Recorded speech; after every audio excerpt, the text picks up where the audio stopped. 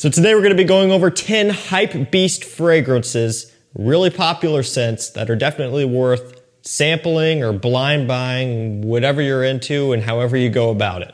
First one is Givenchy Gentleman Eau de Parfum Reserve Privé.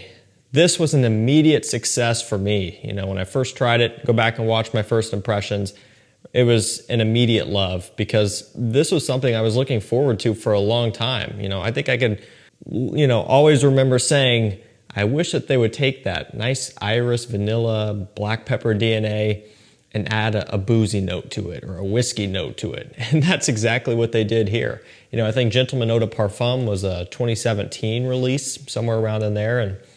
And I was saying it not long after its release. And so this one, it has that whiskey in addition to some chestnut and then your usual tonka bean, iris, and all of that stuff that makes up the rest of the line for the most part. That's what you've got going on here. So this is a nice kind of boozy, gourmand take on Gentleman Eau de Parfum. And it smells absolutely incredible. Great quality, great composition. Everything blends together really, really well. This is the perfect example of a flanker. Like if I were to start my own fragrance brand and make, fragrances and start putting out flankers, right? This is the type of thing I would look at and study and say, this is how it should be done. Now, we're still in the summer, but as we start working our way over into fall and winter time, this is going to be high in my rotation for sure. It's popular, right? It's received quite a bit of hype. There is a clone of it now, and I'm sure many more to come. It's worth every penny. Up next, we have Bleu de Paradise Garden, the newest kid on the block from the line. And this one, it started off super strong. And because this is so fresh in everybody's mind, I'm not going to spend a whole bunch of time going through this one. But to just give you a really, really quick rundown, it's a more green and fresh version of the original Bleu. So the original, it's got the coconut and pineapple mix going on with some tonka bean. It's more of a sweet style summer scent. This one, while it still does maintain some of that, again, it has kind of a green, minty, geranium freshness. It's just going to be a little bit more wearable and more approachable to a wider variety of people, in my opinion, because the original and the Bleu Parfum, not everybody's into that level of sweetness for a warmer weather scent. This one helps to tone that back a bit. And I think this was a really well done release, and I think it was smart and it makes a lot of sense. You could kind of consider this one as their Eau Fresh, at least compared to what they have right now in the Bleu lineup, because it is the freshest one. Still does carry over a tropical vacation type of smell, just like the other two. Love the bottle, that green color, beautiful. You don't see too many green kind of emerald looking colorations like this, but this one, they hit it nail on the head. And technically it's the liquid that gives it that color, but you get what I'm saying. Really, really nice presentation. And I understand that right now this is hard to get and it's expensive. So whenever this works its way down to a price that you're comfortable paying with it, now I understand this one's very expensive right now and a bit hard to find. So whenever this one works its way down to a point where you're comfortable spending whatever amount of money that is on it, I definitely think it's worth checking out. And if you can get a sample of it somewhere or somehow try it in person, just do it, right? Try to get your nose on this somehow and you might be surprised. Up next, we have an elixir fragrance, but this is one that you can actually afford relatively easily because it's on par with some eau de parfums and even some parfums and stuff, right? It is Boss Bottled Elixir. So, at this point, the trend is 60 ml for 180 bucks when it comes to these elixir fragrances, right? And that's not the case here. Now, off the top of my head, I'm not 100% sure what retail is, but I know it's not that much. But what I really want to focus on is the discounter pricing. So the other elixirs, you might be lucky to get them for around 140 or so for 60 ml elixir, right? Still very expensive. This one you can get for around $80 for 100 milliliters, 3.3 ounce. That is a great price. Like I said, on par with a lot of eau de parfums. And so I've even seen this one as low as $60 when Fragrance By was running their sale. I think it was either 60 or 65. Just absolutely insane. This one has frankincense, patchouli, labdanum, and cedarwood. It's a beautiful, smoky, rich, spicy, and woody blend. Oh man, it's just so good. It has a nice complexity to it that sets it far apart from the rest of the lineup. So there is no redundancy with this one. If you own the entire Boss bottled line and you add this one into it, there's not going to be any overlap. This is another example of a flanker done right, in my opinion. This is one of the best releases of the year. Okay, let's jump over to Killian Angels Share. So another one that doesn't need much of an introduction. Been out for a couple years now, but man, when this one hit, it hit hard. And not too long after it was released, the clones started. The most notable one is Lattafa Camera, which is, to me, not a straight up clone. They kind of make a little bit of a deviation with that one, but there are other clones out there that are more clones. They get more of an accurate standpoint. And they range anywhere from $30 to $40, $50, right? But a lot of them can be had for a really, really good price. This is gonna be, you know, quite a bit more than that, even on discounters, but it's gonna be more affordable than a lot of the other Killian scents as well. This one's got cognac, cinnamon, praline, vanilla. It's very sweet. And that is the name of the game with this scent, sweet. And it's not gonna be for everybody.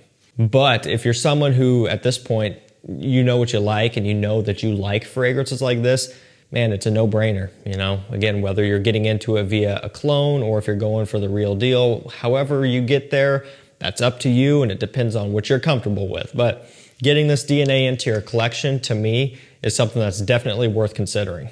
Next up, this one makes me happy. Really, really excited about it. It's Armani Code Eau de Parfum 2024. So, you know, I was just kind of thinking that they were taking the original code and then just putting it into this new bottle because they're moving everything over to these bottles, the refillable ones. But that's not the case, okay? When you smell this one, it has a familiar smell to it. OGs out there will pick up on it pretty much instantly. And it's true, you know, it smells quite a bit like Armani Code Profumo, and it feels so good to say that. Because Armani Code Profumo has been a favorite of mine for years. I'm not just saying that because I'm trying to hype this up or whatever. Go back and look on my channel. I've been doing videos for 7 years and Armani Code Profumo has been in so many list videos because I love that stuff. Code Profumo and Code Absolu, a couple of my favorite designer fragrances of all time. And obviously they discontinued both of those, but now Code Profumo has emerged back into Code Eau de Parfum, which, gosh, you know, this bottle would look so good with that kind of, that bronze coloration that the Code Profumo bottle had. Like, just imagine that. These bottles here look super sleek, but imagine a bronze Code Profumo look in this bottle. It would be super slick and classy. But hey, I'm just glad that we have this scent profile back, something that you could get now. It's gonna be readily available. So if you want that OG Tonka Bean kind of root beer cola bomb back, this is it. Armani Code Eau de Parfum 2024. Make sure you're getting it in the bottle that looks like this, not the old style bottle, because that's not gonna smell like Code Profumo. Beautiful, beautiful scent that truly needs no introduction. You know, I would say this and Wanted by Night are two of the best flankers that you can get within the line. And the third one would just be the Most Wanted, right? But personally, I would say start with Wanted by Night and the Most Wanted Parfum. These are gonna get you right where you wanna be. Now this one has a lot of ginger and tonka bean, vanilla, all of that stuff. You're kind of what you would expect as far as these newer style scents go. And it kind of has this really bubbly, fizzy opening off the top and then works its way into a nice, creamy, sweet, semi-gourmand masterpiece in the dry down. Smells so good, and it really is, you know, worlds apart from Wanted by Night. So if you were to buy both, you're not getting any overlap there either. This one does have more of a trendy new style to it, but also still stands on its own and smells unique. This one at this point has kind of worked its way down on discounters as well to right around $100 or sometimes just a little bit under $100 for 100 ml. So it's becoming reasonable. Bleu de Chanel parfum.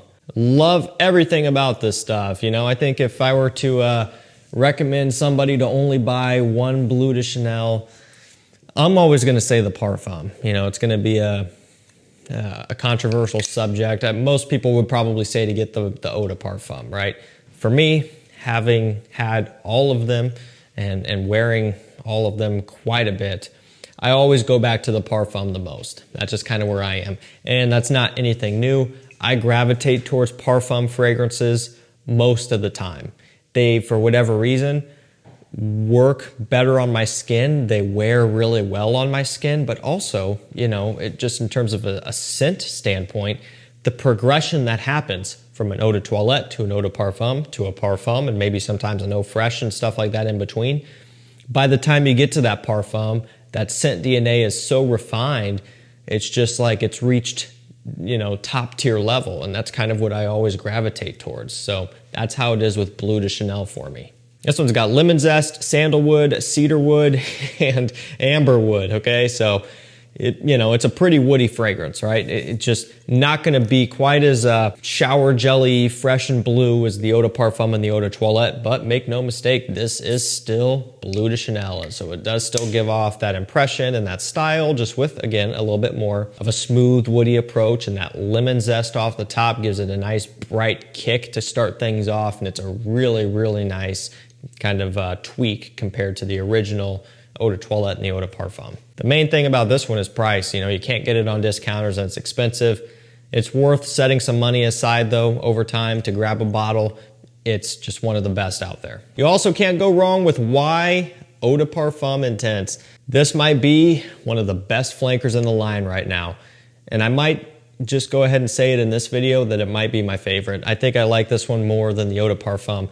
And that's been kind of working its way, and people probably picked up on that. But after wearing this one so much, and it's making me not really reach for the eau de parfum anymore, it's kind of written on the wall.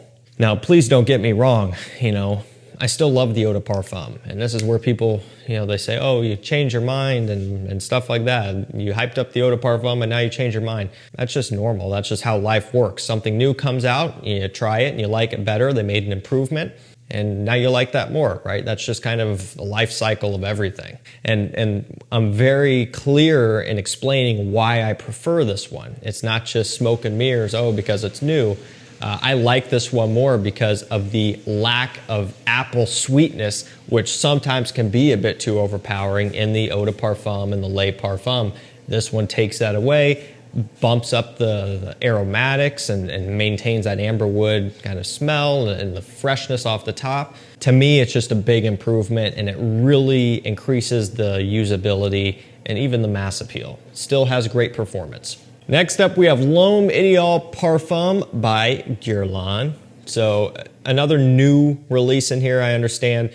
But man, this year they've been really, really good new releases. They've been on fire. Got leather, amaretto, almond, and patchouli. I can already tell this one's gonna be just coveted and loved and admired in the community, if not already starting. You know, people who have gotten their nose on this one, it's pretty clear that it's going to be a fan favorite, but as time goes on, that's going to continue. Just like the Extreme, just like the Eau de Parfum, I think this is going to be able to hang among those and maybe even do better. Who knows? But it's really yet another example of taking a great DNA and just adding in a splash of an alcohol accord to just give it a different style. But it's still maintaining that popular almond note that makes all of these stand out. What a fantastic release that is worth every penny that it's going for, and it's going to be deserving of every ounce of attention and hype that it gets. Last up for this video, we have 1 Million Lucky. It's got plum and hazelnut, aldehydes, and a few other bizarre notes that usually don't go together, but they do in 1 Million Lucky. So this one, it's just such a weird thing because always out of stock on discounters, and then you might think, oh, it's discontinued, but then you go to pretty much any retail website and they have it in stock at full retail. So that's kind of where you're at on this one. Now, every now and then it will pop up like on FragranceNet and stuff, and it will be below retail, but then it sells out and then it stays sold out for a while. The moral of the story is it's still available. You just got to know where to look. And it's just, for what it's worth, a relatively unique, different style given the weird variety of notes that they have going on. And this one is nothing new either, so I'm not going to dwell on it. We'll wrap it up here, but 1 Million Lucky, it's been hyped up and it's worth it. Definitely check it out. Alrighty guys, that's going to do it for me. Some super popular, hyped up fragrances that are just worth going out there and grabbing or trying, blind buying, however you go about things. These are amazing. I'm going to link them up all down below for you. Thank you so much for watching. Stay safe, stay healthy. We'll see you tomorrow with another one. Take care.